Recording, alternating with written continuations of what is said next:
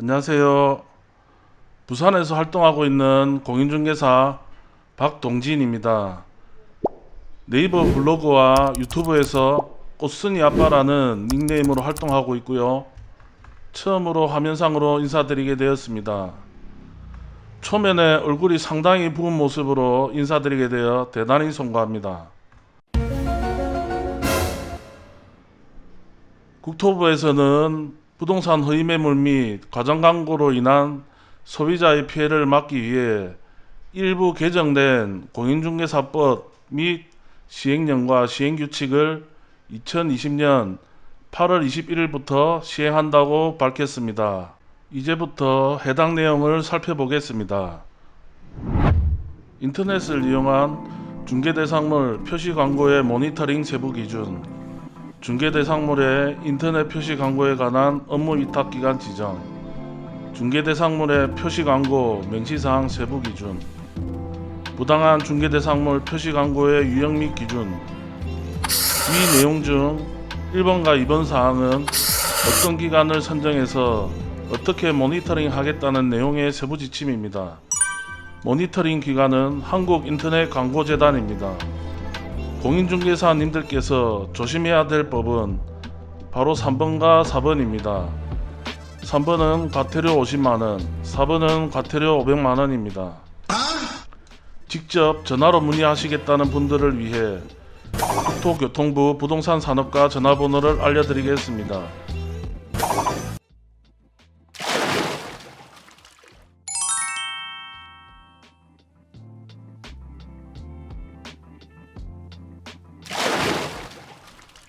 중개사무소 및 대업공인중개사의 표시광고 명시사항.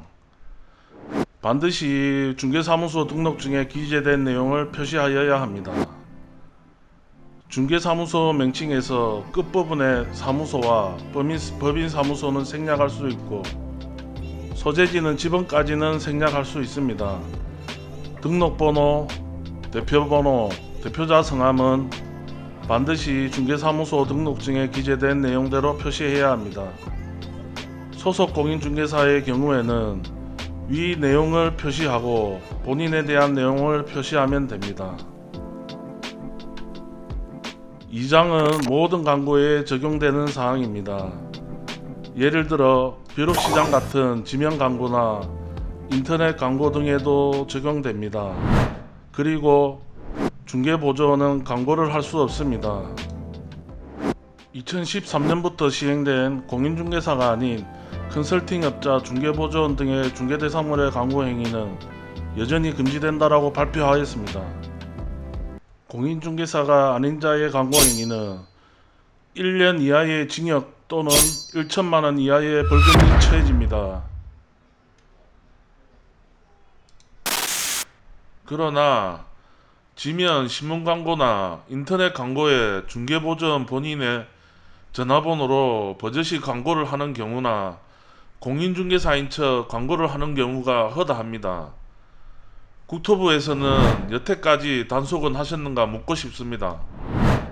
현재까지 공인중개사 자격증 취득자만 해도 42만 명이고 개업이나 소속으로 활동하고 있는 공인중개사가 11만 명에 달합니다. 여기에 중개보전까지 더하면 수십만 명의 사람들이 표시광고를 하고 있습니다. 2013년부터 시행된 공인중개사가 아닌 자의 광고 행위에 대해 엄히 단속하였다면 과다한 경쟁으로 인해 허위매물과 과장광고 피해가 오롯이 소비자에게 가서 선량한 공인중개사들까지 욕먹게 되는 일도 없고 이제서야 앞뒤 구분 못하는 이러한 법이 시행되는 일 또한 없었을 것입니다.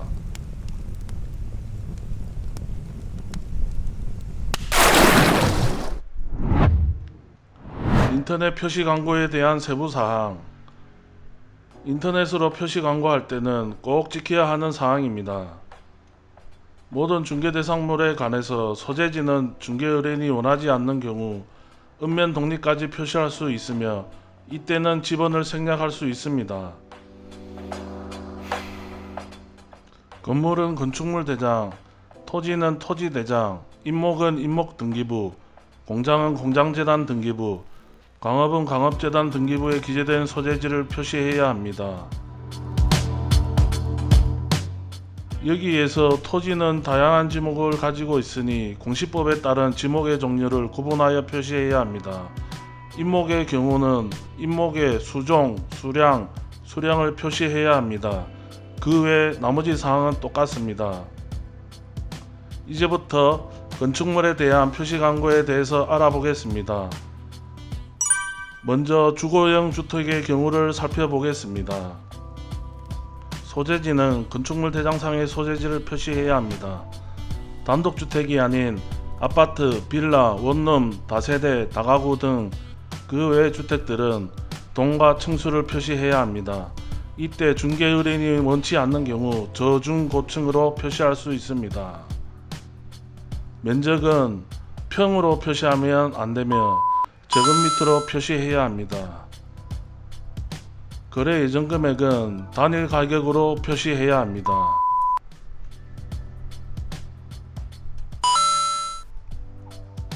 건축물 대장상에 총 층수를 기록해야 하며 입주 가능한 세부 날짜를 표시해야 합니다. 방과 욕실 수도 기록해야 합니다. 사용 검사일, 사용 승인일, 준공인가일은 법률에 따라 행정기관이 승인한 날짜를 정확하게 표시하여야 합니다. 주차 대수는 총 가능한 주차 대수 또는 세대당 가능한 주차 대수를 표시해야 합니다. 아파트의 경우 관리비는 원평균 관리비를, 그 외 주거용 주택은 항목에 대한 비용을 표시해야 합니다. 상가의 경우는 관리비를 표시하지 아니할 수 있습니다. 국토부 부동산 산업과에 전화를 하니 상가는 관리비 표시도 안 하게 해준 것이 많이 배려해 준 것이라고 하십니다.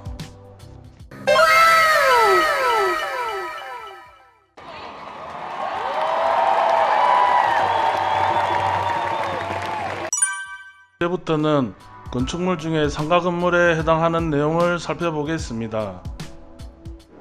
상가 건물의 경우는 총 층수뿐만이 아니라 구분 상가의 경우 몇 층인가 표시를 해야 합니다. 상가의 임대의 경우에도 똑같습니다. 이 조항이 참 깝깝합니다. No! God, please, no! No! No! 이것은 다 드러내놓고 광고해라는 말밖에 안 되는 겁니다. 대형 헬스장 권리금 양도양수 계약인 경우에도 상가 임대차 계약에 부수된 계약이라서 해당 조항대로 면적 기록하고 총 층수 몇 층인가 기록하면 대형 상가의 경우 모를 수가 없는 것이죠. 대형 신축 상가의 경우는 더더욱 깝깝합니다. 상가 건물을 신축하는 곳은 그 지역의 중심지이거나 유동인구가 많은 지역에 비싼 지가와 건축비를 들여서 신축을 합니다. 어떤 누가 상가 건물을 막다른 골목길 안에 건축하진 않겠죠. 그렇습니다. 상가 건물은 번화가나 유동인구가 많은 발전 가능성이 있는 입지를 선정해서 건축을 합니다. 읍면 동리 다 오픈하고 광고를 하면 차를 끌고 드라이브 한번 하면 어디에 신축 상가 건물이 들어서는지 알 수밖에 없습니다. 저 같은 중개사는 이런 상가 하나를 알아내려고 매일같이 차를 이용해서 상권 변화를 체크하러 다닙니다.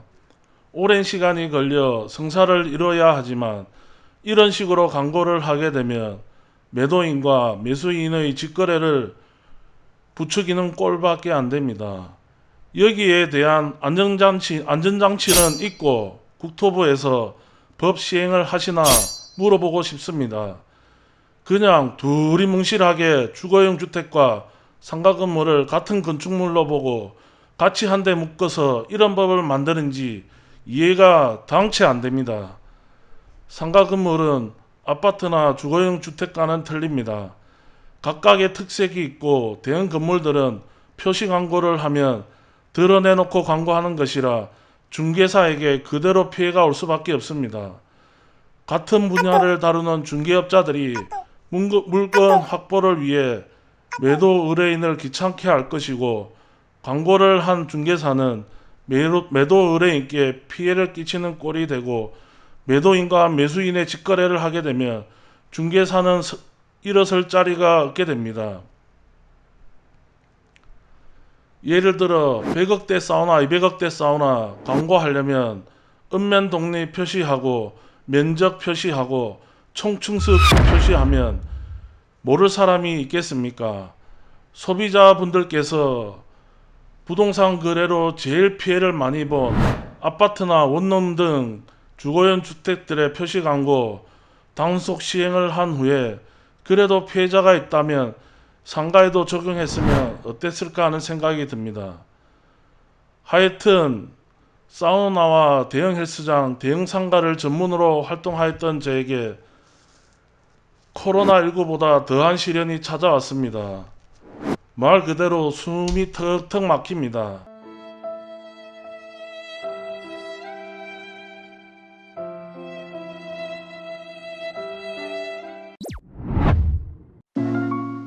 건축물 방향의 경우 주거용 주택은 거실이나 안방 등 주실 방향 기준, 그 밖의 건축물은 주된 출입구 방향을 기준으로 8가지 방향으로 표시하되 그 기준을 표시해야 합니다.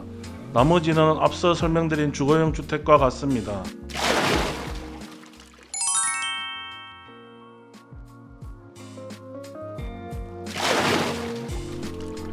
앞서 말씀드린 중개대상물의 표시 광고 명시사항 세부 기준은 중개사무소 표시를 제외하곤 인터넷 표시 광고에 관해 적용 기준을 두었다면 부당한 중개대상물 표시 광고 행위의 유형 및 기준은 신문, 전단지, 잡지, 인터넷, 현수막, 입간판, 방송 등등 모든 중개대상물 표시 광고에 적용됩니다. 부존재, 허위에 관한 표시 광고 중개대상물이 표시한 위치에 존재를 하지 않고 매도인이나 임대인의 허락 없이 표시 광고를 하는 경우, 광고한 중개대상물의 거래 조건 등이 틀릴 경우, 해당 중개대상물의 매도인이나 임대인이 아닌 다른 개업공인중개사에 의뢰를 받아 광고를 하는 경우, 중개대상물에 대한 거래계약서를 작성하는 등 거래가 체결된 사실을 알고 있음에도 불구하고 표시 광고를 삭제하지 않는 경우, 거래가 체결된 중개대상물인 것을 알면서 표시 광고를 하는 경우, 경매물건이거나 처분금지 가처분 등 관계법령에 의해 거래를 할 수 없는 물건을 표시 광고하는 경우, 매수인이 원하는 중개대상물에 대해서 일부러 문제점을 지적하고 해당 중개대상물에 대한 중개 요청은 응하지 않고 다른 중개대상물을 계속 매수인에게 권하는 경우에는 부존재, 허위에 관한 표시 광고 위반으로 과태료 500만원이 부과됩니다.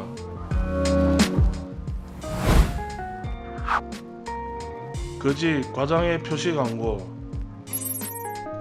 중개 의뢰인이 의뢰한 가격과 다르게 표시 광고하는 경우, 면적을 다르게 하거나 해당 중개대상물에 평면도나 사진이 아닌 것을 사용하는 경우, 토지의 용도를 공부상 지목과 다르게 표시 광고하는 경우,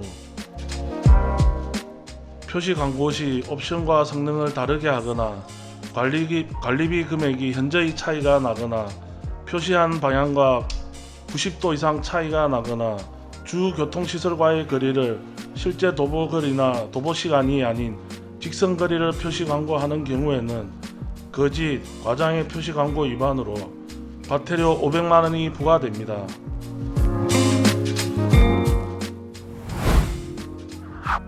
기만적인 표시 광고 중개대상물의 선택에 있어서 중요한 영향을 미칠 수 있는 것을 전부 또는 일부를 축소하거나 빠뜨려서 소비자가 이를 사실로 인식하기 어렵게 만드는 경우, 중개대상물의 선택에 있어서 중요한 영향을 미칠 수 있는 것을 지나치게 생략된 설명으로 보통의 주의력을 가진 소비자가 이를 인식하기 어렵게 만드는 경우에는 기만적인 표시 광고로서 과태료 500만원이 부과됩니다. 저 같은 경우에는 블로그나 유튜브 광고를 하고 있습니다. 모든 물건을 광고할 시간도 없을 뿐더러 그 중에 괜찮은 물건 하나씩 올려서 해당 키워드의 상위 노출 하나씩만 되며 더 이상 광고를 안 하고 있습니다. 블로그의 경우는 계속 같은 키워드로 올려봐야 유사문서로 간주되어 네이버에서 검색 누락을 시켜버리니 헛고생이 되더군요. 아무쪼록 코로나 때문에 힘든 시기 이러한 법이 시행됨으로써 번거로워진 것은 사실이네요. 대형 물건이나 특수 물건들은 광고하기가 힘들어졌고 중개 대상물에 대한 광고는 못하고 구인 광고식에 광고를 하는 방향으로 틀어야겠습니다. 하나하나 잘 챙겨서 과태료 부과되지 마시고 잘 이겨내시길 바랍니다. 감사합니다. 그리고 이 영상은 중개대상물에 대한 광고가 아니니 중개사무소에 대한 표시를 기재하지 않았습니다. 와...